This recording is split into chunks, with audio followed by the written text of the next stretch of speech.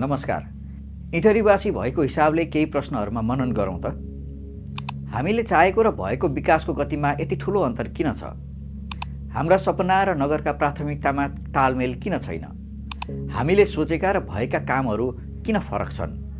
हामीले पाएको विकास दीर्घकालीन किन छैन? आज बनाएको नीति केही महिना पछाडि नै फेल किन हुन्छ? यो सबै हामीले दिगो विकासका लागि काम गर्न नसकेको परिणाम हो। नगरको भविष्य सोचेर योजना बनाउन नसकेको कारण उत्पन्न अवस्था हो र अब पनि सोचिएन भने योभन्दा खराब अवस्था हामीले भोग्नुपर्नेछ। तर हामी सबैले सानो सानो प्रयास गर्यौँ भने इटहरी हामीले सोचे जस्तै हुनेछ। आउनुहोस् सुरु गरौँ आजको यो भिडियो। थारू समुदायले जङ्गल फाँडेर इटहरीलाई बस्न योग्य बनायो। पहाडबाट जनजाति बाहुन क्षेत्रीहरू पनि खेती गर्ने जग्गा खोज्दै आइपुगे। जनश्रमदानबाट इटहरीका धेरै आधारभूत पूर्वाधारहरू बने। महेन्द्र राजमार्ग र कोशी राजमार्ग आपसमा जोडिएपछि चल्तीको चोक बन्यो। माओवादी द्वन्द्वकालमा वरपरका मानिसहरूले सुरक्षित ठाउँ भनेर बस्नको लागि इटहरी रोजे। पछि आएर इटहरी पूर्वको एउटा प्रमुख व्यापारिक नगर बन्यो। अग्रजहरूको योगदान र केही संयोगका कारण इटहरी यहाँसम्म त आयो, तर अहिले गन्तव्यविहीन छ। भोलिका दिनमा यो सहरलाई कस्तो बनाउने, के भनेर चिनाउने, यस्तै केही प्रश्नहरूले आजभोलिको सचेत पुस्तालाई घोचिरहेको छ। इटहरीलाई ठुला राजमार्गहरूको कारण बनेको सहर मात्र भनिरहने कि ठुला सडकहरू बनाउने सहर भनेर चाहिँ चिनाउने? मेहनती अग्रजहरूले बनाएको सहर मात्र भन्ने कि सिपयुक्त दक्ष नागरिक निर्माण गर्ने सहर बनाउने? व्यापारले बनाएको सहर भनेर मात्र चिनिने कि व्यापार बढाउने सहर भनेर चिनिने? नगरलाई चिनाउन कला साहित्यको सहयोग मात्र लिइरहने कि कला साहित्यलाई सहयोग पनि गर्ने? अग्रजहरूको योगदानप्रति अनुग्रहित मात्र भइरहने कि नयाँ पुस्ताप्रतिको दायित्व बोध पनि गर्ने? बसोबासले बढाएको सहर भनिरहने कि बसोबासको लागि अझ उपयुक्त पनि बनाउने? इटहरी धेरै अर्थमा विशेष छ भन्ने कुरा इतिहास अनि वर्तमानले प्रमाणित गरिसकेको छ। इटहरी चेतनाको सहर हो, अभियानको सहर हो, जातीय सद्भावको अनुपम नमुना नगर हो। यातायातको सुगमता, पिउने पानीको पर्याप्तता, शिक्षा र व्यापारको हबका कारण बदलिदो पहिचान इटहरीको लागि सुखद मानकहरू हुन्। अनि त्योभन्दा ठुलो कुरा भनेको इटहरीवासीमा इटहरीलाई राम्रो बनाउने उत्कट सपना छ। इटहरीको विकासमा जनसहभागिता पनि उत्साहजनक छ।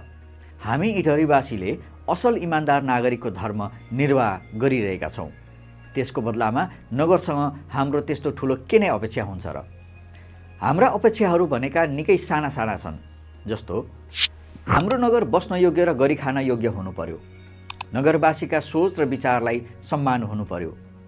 नगरको विकास दीर्घकालीन र जनमैत्री हुनु पर्यो। नगरभित्रका कार्यालयहरूले दिने सेवा सरल, सहज, पारदर्शी, जवाफदेही र नागरिक मैत्री हुनु पर्यो र शिक्षा, स्वास्थ्य, रोजगारी जस्ता आधारभूत आवश्यकताहरूमा नगरले सहयोग गर्नु पर्यो। जम्मा यति त हो। तर यो अवस्था तब मात्र आउँछ जब हामी विगत र वर्तमानलाई हेर्दै नगरवासीको भावनाको कदर गर्दै दिगो विकासका योजना बनाउँछौँ अनि इमान्दारितापूर्वक त्यसको कार्यान्वयन गर्छौँ। अहिले हामी यी चारवटै काम गरिरहेका छैनौँ, जसले गर्दा कुन कुरालाई प्राथमिकता दिने भन्ने योजना पनि बन्न सकेको छैन। गुणस्तरको कुरा त परै छाडौँ। कालो पत्रे सुक्न नपाई सडक भत्कन सुरु हुन्छ। खाडा लरु महिनौँ होइन वर्षौँ पुरिँदैनन्। मानव विकासको पाटो त झन् अनुपलब्धिमूलक छ। नगरवासीको श्रम, सिप र बौद्धिकताको सही प्रयोग नगर विकासमा हुन सकेको छैन। खासमा व्यक्तिको जीवनमा झै नगरको पनि आफ्नै मौलिक विशेषता अनि इतिहास हुन्छ र त्यसको आधारमा नगरको गन्तव्य र मार्ग बन्नुपर्छ। नगर कहाँसम्म पुग्ने र त्यहाँसम्म कुन मार्ग भएर जाने भन्ने कुराको निर्क्युल हुनुपर्छ। तर दुःखका साथ भन्नुपर्छ, इटहरीले अहिलेसम्म न त आफ्नो गन्तव्य निश्चित गरेको छ, न त त्यहाँसम्म पुग्ने मार्ग नै। 2-4 थान सडक र भवनको बारेमा मात्र सोचेर हुन्न। हामीले नगरको विकासमा सोच्नुपर्ने कुराहरू धेरै छन्। जस्तै सहरी विकासको उपयुक्त योजना बन्न सकेको छैन, जसका कारण अहिलेका बाटाहरू भोलिका दिनमा साँघुरा हुने, खेल मैदानहरू अपर्याप्त हुने र पार्किङको समस्या बढ्ने सम्भावना छ। बिरामीको सङ्ख्या बढ्दै गएर यहाँका अस्पतालले बिरामी धान्न नसक्ने अवस्था आउँदैछ। रोग नै लाग्न नदिन गर्न सकिने साना तर महत्त्वपूर्ण पहलहरू हुन सकेको छैन। ढल निकासको दीर्घकालीन योजना बन्न सकेको छैन। त्यसमाथि खोलानाला अतिक्रमण नहट्दा डुबानको समस्या अझै बढ्ने सम्भावना छ। सार्वजनिक जमिनहरू मासिँदै र मिचिँदै छन्, जसको कारण मेला महोत्सव लगाउने, आन्दोलन गर्ने खुला मैदानको अभाव छ। पानीलाई जमिनमुनि रिचार्ज गर्ने उपायहरूबारे हामीले ध्यानै दिएका छैनौँ, जसले गर्दा भोलिको दिनमा पानीको सङ्कट निम्तन सक्छ। सहरीकरण बढ्दै जाँदा हराउँदै जाने हरियाली र सौन्दर्यलाई कायम राख्ने विषयमा हामीले ध्यानै दिन सकेका छैनौँ। फोहोर व्यवस्थापनका अझ प्रभावकारी उपाय अपनाउन नसके हाम्रो लागि सबैभन्दा ठुलो चुनौती फोहोर नै बन्नेछ। यस्तै आजको समय सुहाउँदो सिपयुक्त तालिम र युवा विकासमा ध्यान दिन सकेका छैनौँ, जसको कारण युवामा बेरोजगारी बढ्ने सम्भावना छ। अभिभावकहरू व्यस्त हुँदा भोलिका दिनमा बालबालिकालाई रेखदेख नपुग्ने सम्भावना छ। युवाहरू शिक्षा र रोजगारीका लागि बाहिरिँदै जाँदा घरमा एक्लिँदै गएका वृद्ध आमाबुवाहरूको बुढ्यौलीको सहजताको बारेमा पनि सोच्नुपर्ने हुन्छ। गरिबीको रेखामुनि बसेका मानिसहरू, पिछडिएका समुदाय, अपाङ्गता भएका व्यक्तिहरूले पनि शिर उठाएर हिँड्न सक्ने नगर बनाउनु पर्ने आवश्यकता छ। सहर नजिकै बस्ने सहरी गरिबहरू, सडकमा सवारी छेकेर उभिने गाईबस्तुहरूदेखि सडक बालक, सडक मानवसम्मको उद्धार र पुनर्स्थापनाको विषयमा हामी गम्भीर हुन नसके त्यसले भोलि नगरवासीको मानवतामाथिको प्रश्न पनि उठाइरहला। भोलिका दिनमा नगरलाई कस्तो बनाउने, यसको स्पष्ट प्रारूप हिजोका दिनमा तय गर्न नसकेको कारणले गर्दा नै आज हामीले चाहेको र भएको विकासको गतिमा ठुलो अन्तर छ।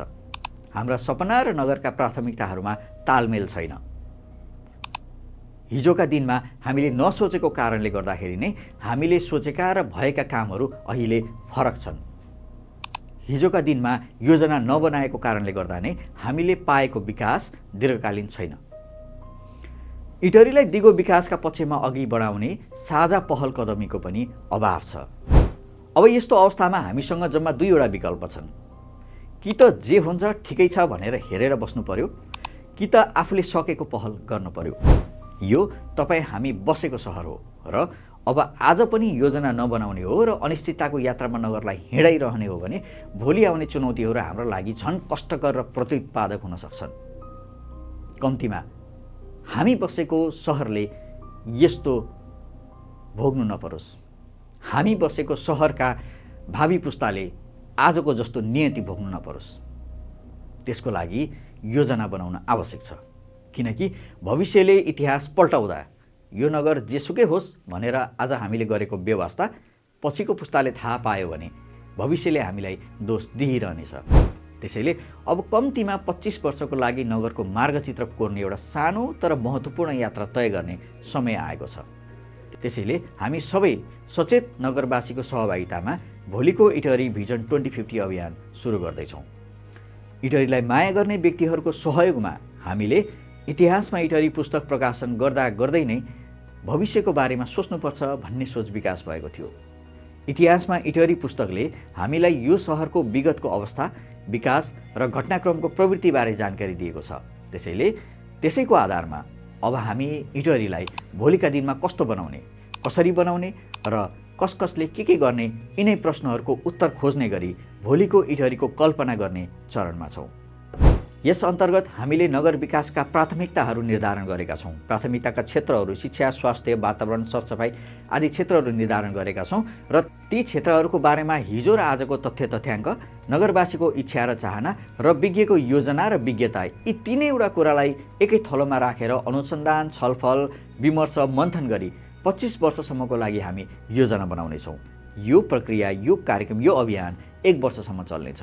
अनि तत्काल गर्न सकिने कामलाई तत्काल लागू गराउन पहल गर्नेछौँ भने लामो समय लाग्ने कामहरूको लागि योजना बनाएर सम्बन्धित निकायलाई दिनेछौँ र सबै छलफल र निष्कर्षहरू हामी नगरवासीका लागि सार्वजनिक पनि गरिदिनेछौँ। किनकि इटहरी कस्तो बन्नुपर्छ भन्ने कुरा नगरवासीकै सहभागितामा योजना बन्नुपर्छ र नगरवासीले त्यो योजना थाहा पाउनुपर्छ। आफूलाई महानगर बनाउने सपना देखिरहेको इटहरीको विकासलाई व्यवस्थित र दिगो बनाउनको लागि पनि यो कार्य सहयोगी हुनेछ। सँगै प्रत्येक नगरवासीलाई आफू नगरवासी हुनुको गौरवबोध हुनेछ। हामीले बनाएको योजनाले नगरवासीलाई बस्न र गरी खाने योग्य नगर बनाउने, सबैको भावनाको सम्मान हुने, दीर्घकालीन विकासको आधार तयार हुनेदेखि छिमेकी देशका नगरहरूसँग आपसी सम्बन्ध विस्तार गर्ने तहसम्म इटलीलाई अघि बढाउनेछ। यति भयो भने हामीले भोलिका दिनमा आफ्ना सन्ततिलाई सुनाउन सक्नेछौँ कि हिजो हामीले योजना बनाएकोले गर्दा आज इटली व्यवस्थित र विकसित भएको हो भनेर। यसमा तपाईँ हामी सबैको सानो सानो मेहनत, सानो सानो समय र सृजनशीलता भने दिनैपर्छ। अभियानमा प्रत्यक्ष अप्रत्यक्ष रूपमा नगरवासीहरू जोडिने क्रम जारी छ। यो अभियानमा इटलीमा रहेकादेखि इटली बाहिर रहेका, इटलीका नागरिकदेखि इटलीलाई माया गर्ने जुनसुकै नगरका वा देशका नागरिकहरू पनि सहभागिता जनाउन सक्नुहुनेछ। यो अभियान कुनै व्यक्तिको होइन, कुनै संस्थाको होइन, कुनै औपचारिक समूह पनि बनाइएको छैन। यो इटलीका नागरिकहरूको अभियान हो। गफै गफमा सुरु भएको अभियान होइन, लामो समयको चिन्तन र तयारीपछि सुरु गरिएको हो र आजको आवश्यकताका आधारमा तय गरिएको हो। यो अभियानका क्रममा झन्डै 2 दर्जन सङ्घ-संस्थाहरूसँग हामी जोडिएर काम गर्नेछौँ। सङ्घ-संस्थाहरूले नै ती विभिन्न क्षेत्रहरू, शिक्षा, स्वास्थ्य, वातावरण, सरसफाइ आदि विभिन्न क्षेत्रहरूको योजना बनाउने कार्यको नेतृत्व गर्नेछन्। हामी त्यसलाई पछाडि बसेर सहयोग मात्र गर्नेछौँ। त्यो कसरी भने, जस्तै पार्किङको विषयमा भविष्यसम्मको योजना बनाउनको लागि कुनै एउटा संस्थाले त्यो विषयको जिम्मा लिनेछ। भेला गर्ने, सुझाव लिने, विज्ञहरूलाई राखेर चरणबद्ध छलफल गर्ने, सम्बद्ध निकायहरू जस्तै पालिका, ट्राफिक कार्यालय, प्रदेश सरकार, यातायात कार्यालय आदिसँग छलफल गर्ने काम उक्त संस्थाले गर्नेछ र योजना बनाएर सार्वजनिक गर्नेछ। यसरी नै अरू विषयमा पनि हामी इटलीकै सङ्घ-संस्था मार्फत सक्रिय रहनेछौँ। यसो भयो भने जनसहभागिता पनि बढ्छ र आफूले बनाएको विकास भनेर, आफूले बनाएको योजना भनेर अपनत्व पनि बढ्छ। त्यसैले इच्छुक सङ्घ-संस्थाहरूलाई सहकार्यका लागि पनि हामी आह्वान गर्दछौँ। यस कार्यमा युवा र यहाँका विद्यार्थीहरूको भूमिका एकदमै ठुलो हुनेछ, किनकि भोलिको दिनमा इटलीलाई हाँक्ने नेतृत्व भनेको आजको स्कुल र कलेजमा पढिरहेका छन्। उनीहरूको सहभागिता इटलीको नगरको विकासको योजना बनाउनको लागि एकदमै महत्त्वपूर्ण हुनेछ र अनिवार्य हुनेछ। यो अभियानमा इटलीका विभिन्न राजनीतिक दल, सङ्घ-संस्था, निकाय तथा व्यक्तिको सल्लाह सुझावका साथै आर्थिक, भौतिक तथा नैतिक सहयोगको अपेक्षा राख्दछौँ। आउनुहोस् हामी सबै मिलेर सुन्दर, सुसमृद्ध, व्यवस्थित अनि विकसित नगरको सपना देखौँ अनि त्यो सपना पुरा गरेर छाड्ने सङ्कल्प गरौँ। अभियानका क्रममा सहयोग र सहकार्य गर्ने हरेक व्यक्तिको सहयोग अभिलेख राखिनेछ र पछि भिडियो तथा पुस्तकमा समेटिनेछ, जुन इटलीको चेतना, अग्रसरता र सामूहिकताको उपलब्धिको जीवन्त दस्तावेज हुनेछ। धन्यवाद।